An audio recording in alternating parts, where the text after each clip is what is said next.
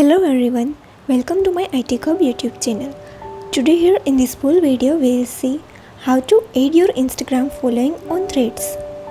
Now you might have just downloaded and installed the new Threads app created by Meta, and you might want to find every single account that you followed on Instagram and follow them on Threads.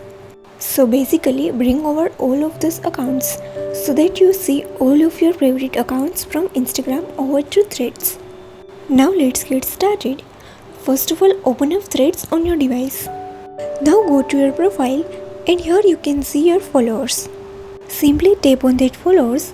Here I have 3 followers. This allows you to see your followers and following, and here tap on see all to see the following that you are followed on your Instagram account. So as you can see here, the accounts are that you are followed on Instagram. To follow this on your Threads profile, simply tap on follow all, then tap OK. But make sure it will show every single account that you are currently following on Instagram, but not available on Threads. So when they have signed up for Threads, you can tap that follow button. But if you are doing follow all now, then you will automatically follow this account when they join Threads. So it doesn't mean that they have already joined Threads, but it just means that you will follow them automatically when they do join Threads.